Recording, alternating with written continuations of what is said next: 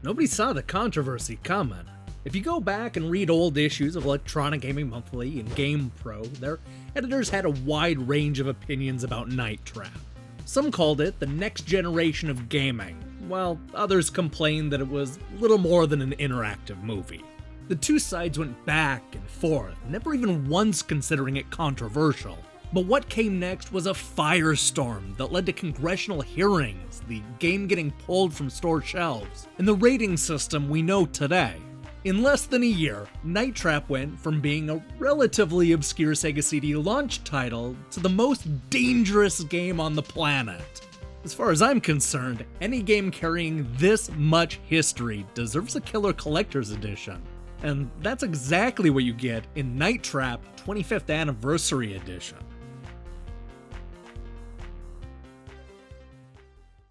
For those who missed out on the 16-bit fun of the early 1990s, Night Trap was one of several CD games pushing grainy, low-res, full-motion video. While it wasn't as interactive as what we were used to, this type of game felt like a massive leap forward from the usual tiny sprites that populated the Genesis and Super NES. It gave us a chance to look at real actors delivering actual performances, something that seemed unheard of in an era full of cutesy mascot games. In this case, we follow an undercover SCAT member played by Different Strokes actress Dana Plato. Her job is to infiltrate the Martins' creepy house while trying to blend in with a pack of teenage girls. The good news is that she's not alone, and that's where you come in. It's our job to man the surveillance feed to keep tabs on the girls and trap the many vampires looking to suck their blood. Oh, did I not mention that this is a vampire game? What at first looks like the start of a softcore porn on Cinemax turns out to be a cheesy 1980s horror film. And it's up to us to trap every last one of the vampires before they have a chance to feed.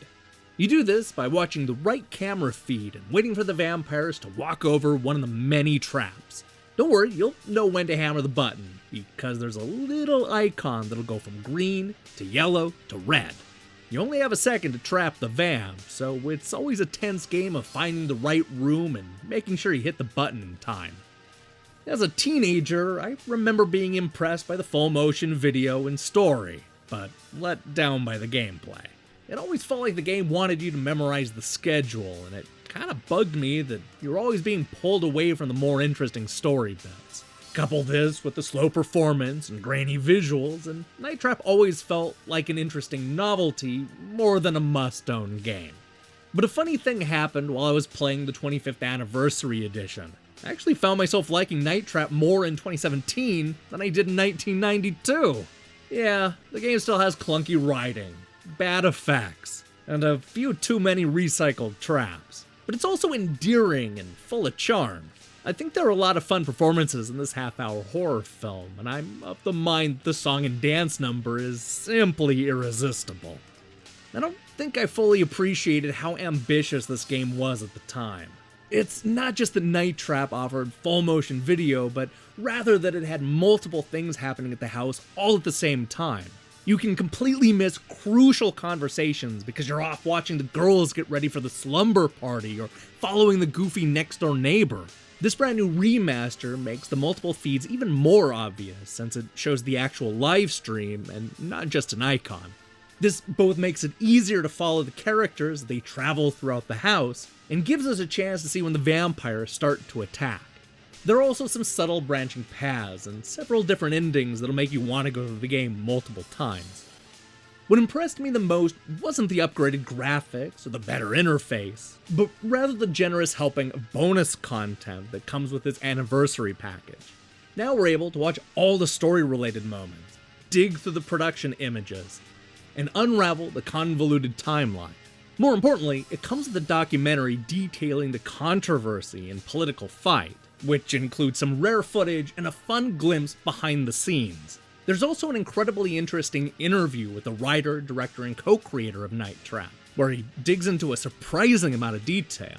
This is not a fluff piece, and he digs deep down into the business and development side of things, and comes up with a lot of information that was new to me. These are the type of bonus features I want to see in all video game re-releases going forward. It's also worth mentioning that Night Trap 25th Anniversary Edition comes with the year's best unlockable extra. Forget about earning new characters and extra clothes, because what we have here is a game inside of a game. If you're able to trap all 100 vampires, you'll unlock the developer's very first game, Scene of the Crime. This was an early prototype of the idea, allowing us to jump around from room to room watching different characters try to plot a way to steal the money and jewelry. It's not as interesting as Night Trap, but the story is great and the acting is appropriately silly. Between this bonus game, the interviews, and the documentary, there's a case to be made that the extras are actually better than Night Trap.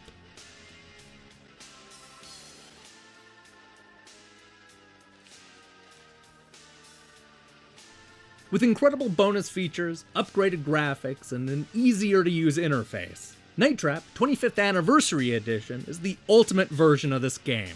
While some may question full motion video's place in history, this package makes a strong case for why Night Trap, and the genre in general, was important.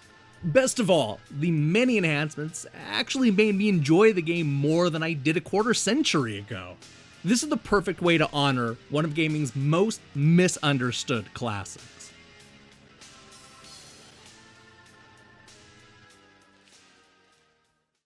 Hi, thanks for watching our review. So here's the question of the day. What full motion video game do you want to see remastered next? Personally, I wouldn't mind seeing an updated version of Tomcat Alley or Road Avenger. On the other hand, if somebody has good quality prints of Prize Fighter, an HD version of that could look spectacular. Let me know in the comments below. We have a bunch of reviews going live this week, but next on my plate is Defenders of Ekron. We have a lot more coming your way, so I strongly recommend you click that subscribe button and support what we're doing here. Until then.